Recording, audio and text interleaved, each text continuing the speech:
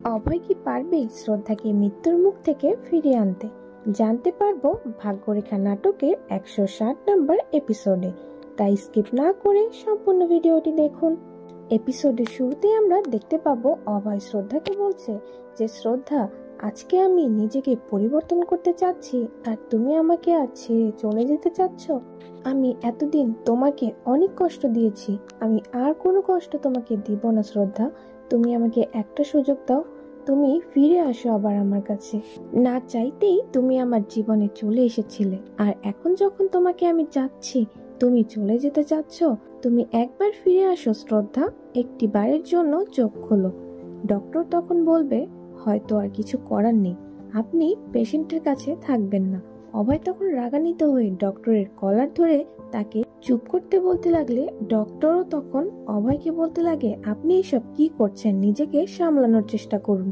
অভয় তখন আবারও শ্রদ্ধার কাছে গিয়ে চিল্লিয়ে শ্রদ্ধাকে বলতে থাকে, শ্রদ্ধা, তুমি কি শুনতে পাচ্ছ না যে আমি তোমাকে ডাকছি? এর কিছুক্ষণের মধ্যে আমরা দেখতে পাবো শ্রদ্ধার সেন্স ফিরে এসেছে এবং অভয় তখন আর দেরি না করে তার মঙ্গলসূত্রটি শ্রদ্ধার গলায় পরিয়ে দিয়ে তাকে আবারও স্ত্রীর সম্মান দেবে। যা দেখে ঋতুপিসি এবং অভয়ের মা নিজেকে কন্ট্রোল করতে না পেরে অপারেশন থিয়েটারে চলে আসবে। ডক্টর তখন এতজনকে অপারেশন থিয়েটারে দেখে একটু রাগান্বিত হয়ে চলে যেতে বলবে। ঋতুপিসিও তখন বলবে যে ডক্টর ঠিকই বলেছে, শ্রদ্ধার যখন জ্ঞান ফিরে এসেছে, আমাদের আর এখন এখানে ঋণ না করাই উচিত, ডক্টররা তাদের কাজ করুক। অতএব সকলে বের হয়ে গেলে তাদেরকে অনেক খুশি অবস্থায় দেখবো আমরা, এবং তারা প্ল্যানিং করতে থাকবে যে এবার শ্রদ্ধার একটি বাচ্চা হলে তারা তাদেরকে কি বলে ডাকবে। পরবর্তীতে শ্রদ্ধা সুস্থ হলে আমরা শ্রদ্ধাকে দেখব বেডে শিফট করে দিয়েছে, যেখানে অভয় শ্রদ্ধার জন্য খাবারের ব্যবস্থা করে তাকে খাওয়াতে লাগলে ঠিক তখনই সেখানে অভয়ের মাও চলে আসবে এবং ভেতরে এসে শ্রদ্ধার কথা জিজ্ঞাসা করে তাকে বলতে থাকবে যে শ্রদ্ধা, আমি তোমাকে অবিশ্বাস করেছি, এমনকি তোমার বিপদের সময়ও আমি তোমার পাশে থাকতে পারিনি। মা হিসেবে সত্যি আমি অনেক খারাপ, তুমি আমাকে মাফ করে দাও শ্রদ্ধা। এগুলো শুনে শ্রদ্ধা তখন তার মাকে বলতে থাকবে, সন্তান কি কখনো মায়ের উপর রাগ করে থাকতে পারে? এর সাথে শ্রদ্ধার মা তখন অভয়ের কাছেও সবকিছুর জন্য ক্ষমা চাইবে। শ্রদ্ধার মা তখন তাদের দুজনকে বলবে, এখন খুব জলদি তোমাদের ঘরে একটি ছোট্ট সোনা এসে গেলেই পরিবারটি পরিপূর্ণ হয়ে যাবে এবং তারা হাসতে থাকবে এবং তারা সকলে খুশি হয়ে যাবে। তখন সেখানে ডক্টর আসবে এবং শ্রদ্ধার হালচাল জিজ্ঞাসা করতে থাকবে।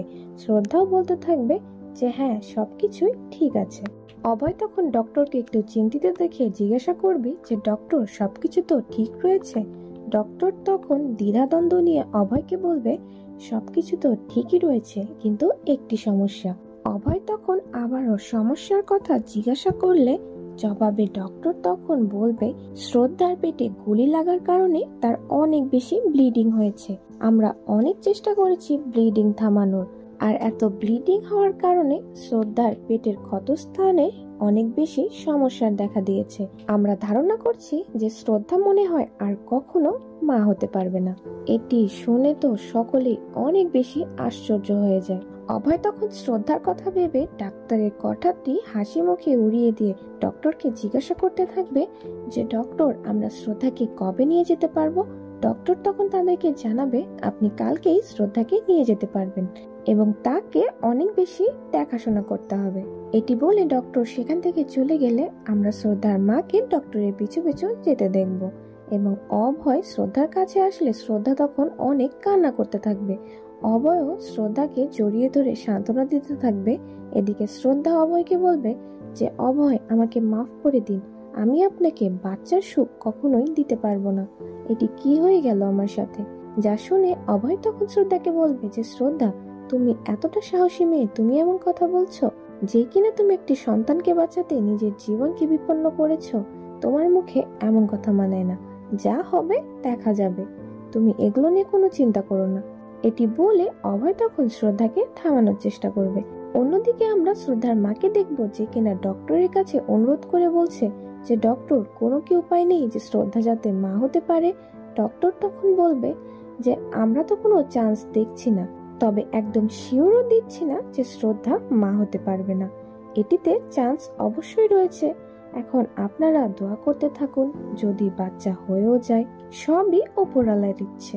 ডক্টর তখন সেখান থেকে চলে গেলে শ্রদ্ধার মা কান্না করতে করতে চিন্তা করতে থাকবে যে ত্রিপাঠী পরিবারের সকলেই আশা করে আছে যে শ্রদ্ধার বাচ্চা হবে, আর এখন এই খবরটি তারা জানতে পারলে শ্রদ্ধার সাথে না জানি কি হবে।